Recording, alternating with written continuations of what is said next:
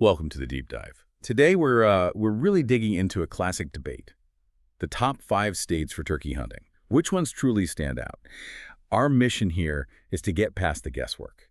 We want to understand the unique factors, geography, regulations, even culture, that put these places at the top. And for you listening, we boiled down the key info. We're talking bird populations, license sales, access issues, all drawn from the sources you shared.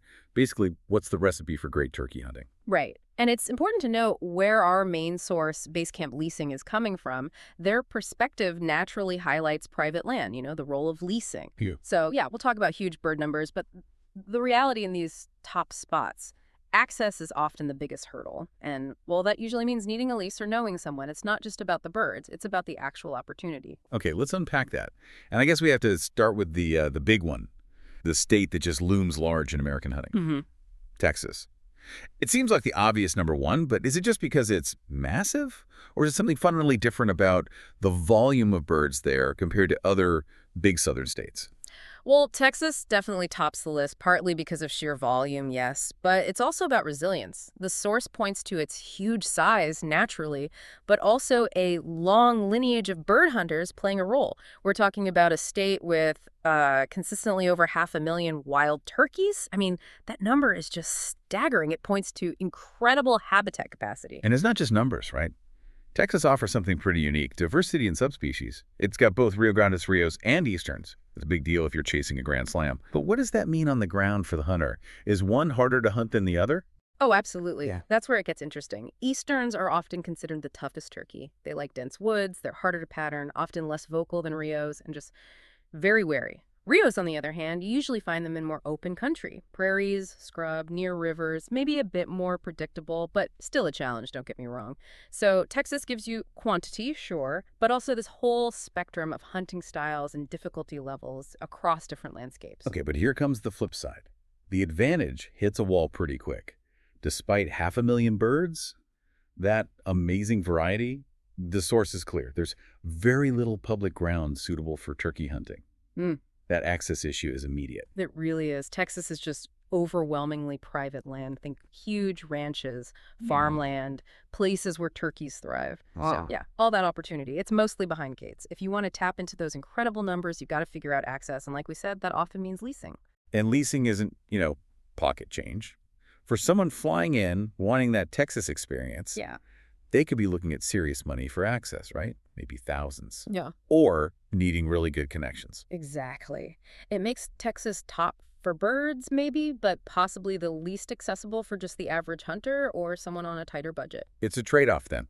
High cost, low public access, but in return, you get almost guaranteed high density and that subspecies diversity. That's the Texas model, pretty much. All right, let's shift gears. Moving away from the huge, often pricey West, let's head towards the Midwest and South.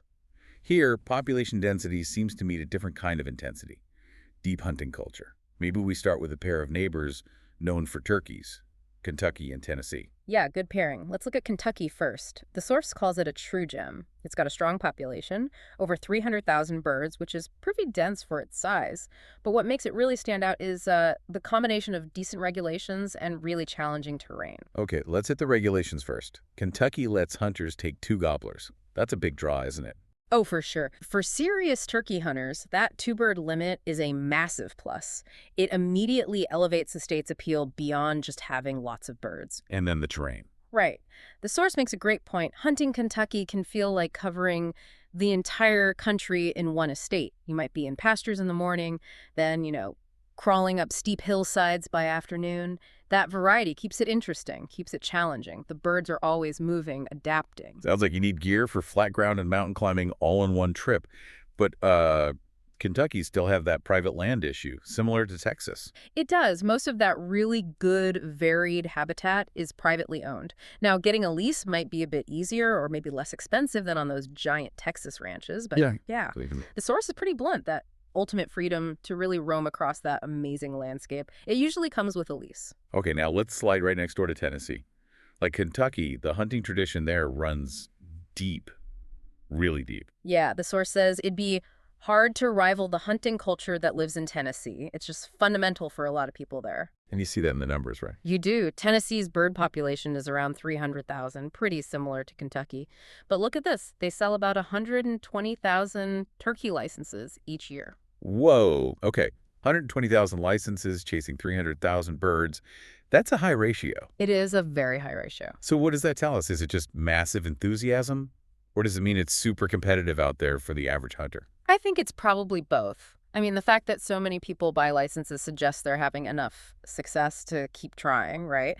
But yeah, it also means you're up against a lot of other hunters, experienced local hunters often. And in Tennessee, you're mainly after Easterns, those tricky birds across terrain that's just as varied as Kentucky's. Flat areas, thick woods, mountains. So the competition is definitely intense. But the reward is there if you can handle the terrain and the pressure. That's a helpful contrast. Kentucky maybe offers a better regulatory reward those two birds if you master the terrain. Tennessee offers maybe higher pressure, but is fueled by this incredible hunting culture. Yeah, exactly. Sort of two sides of a similar high-quality hunting coin in that region. All right, let's pivot again. We're going to talk about a state that made this top 5 list, not necessarily because it's the absolute biggest turkey hotspot, but because of a really strategic advantage, Georgia. What's the glaring factor, as the source puts it, that gets Georgia a spot, even if it's not, say, Texas in terms of sheer numbers? It comes down to time, purely time on the ground. Georgia has an exceptionally long turkey season. It runs from March 20th all the way into mid-May. That kind of length really caters to hunters who think strategically about the season, about the bird's biology. Okay, walk me through that. Why is having that late March start and mid-May finish such a tactical advantage? Well, it lets you target different parts of the breeding cycle. Early season, late March, the gobbling might be a bit tentative, flocks might still be grouped up, requires patience. But because the season stretches into May, you can hunt the absolute peak breeding time. That's when gobblers are often most fired up, most aggressive, really responsive to calling. So if you're experienced and you can read the conditions, having that late season window is just huge. And Georgia's no slouch on bird numbers either, right? Yeah. Still over 300,000. Correct. Still a very healthy population. But here's the statistic that really makes the case for Georgia's strategy. They only sell about 45,000 licenses a year. Right. Compare that to Tennessee's 120,000. It completely changes the math on opportunity. So you take that 300,000 plus bird population, combine it with relatively low license sales, only 45,000, and tack on that super long season. The source basically concludes your odds of getting a really nice bird are through the roof. It's a low pressure, long duration kind of hunt. That's a perfect example of opportunity ratio beating raw numbers. You don't need the most birds if you have fewer hunters chasing them over a much longer period. And the terrain is good, too. Oh, yeah. Like a lot of southern states, it's varied and awesome to hunt. The foothills in North Georgia are really different from the flatwoods down south. Plenty of room for those 45,000 hunters to spread out. Okay, finally, let's round out this top 5. We're heading back up north to the Midwest, a state that seems defined by successful management and, importantly, dedicated funding. Wisconsin. Yeah, Wisconsin. It's definitely viewed as a top-tier turkey spot in the Midwest, and there's a good reason for that. Population's around 350,000 birds. And a lot of that success comes down to how well the state has managed the habitat. Why is the habitat there considered almost ideal? Is it just deep woods or something else? It's the mix. It's the dynamic agriculture.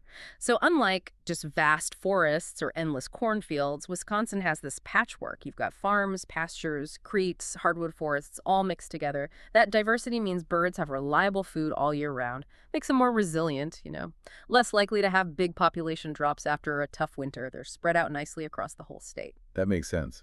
But resilience like that, strong populations, that usually needs money, right? Yeah. How did Wisconsin manage to make the wild turkey such a success story? Well, the Wisconsin DNR themselves called it truly one of Wisconsin's wildlife management success stories. And it wasn't an accident. The key mechanism is actually built right into the hunting license system, the wild turkey stamp. Ah, the stamp. Tell us about that. Why is having a specific stamp better than just using general license fees? Because the money is dedicated. The source says the stamp provides vital financial support in providing for future opportunities. But the key is that money is specifically earmarked. It has to go to turkey management, habitat work, restoration efforts. It creates this dedicated funding stream that's, safer from general state budget cuts. So it's like a perfect feedback loop. Pretty much. Hunters buy the stamp. That money directly helps the turkeys and their habitat, which leads to more turkeys, which encourages more people to hunt and buy stamps. Exactly. The source credits tremendous hunter and landowner support, good survival, and high-quality habitat. It's this solid structure, government-backed, hunter-funded, that makes Wisconsin's turkey future look really bright. Okay, so let's synthesize this. For you, the listener, trying to understand what makes a top turkey state. Our deep dive shows it's not just one thing. It's often a mix of advantages working together, like the massive scale and bird diversity in Texas, or the combination of regulations and deep tradition you see in Kentucky and Tennessee. Or could be a smart regulatory edge, like Georgia's long season creating low pressure. And then critically, there's the proactive management and dedicated funding, like Wisconsin's stamp program. Yeah, that's a good summary. It really confirms that conservation success, at least for game species like turkeys, depends on this blend. Geography matters, regulations matter, but so does that hunter investment, whether it's through pricey leases or those dedicated fees like the stamp. Okay, so here's a final thought to maybe chew on, connecting these states we've talked about. We see top hunting in places like Texas and Kentucky relying heavily on private land access, often through expensive leases. But then you have Wisconsin successfully funding great management through a mandatory, pretty affordable stamp bought by many hunters. So what's the potential long-term impact if access to the best hunting becomes more and more restricted to only those who can afford a lease? Does relying too much on that private lease model risk shrinking the broad base of financial support, all those stamp buyers that seems necessary to keep populations healthy everywhere? That's really the core question about how we fund conservation looking forward, isn't it? A lot to think about there. Thanks for diving deep with us today.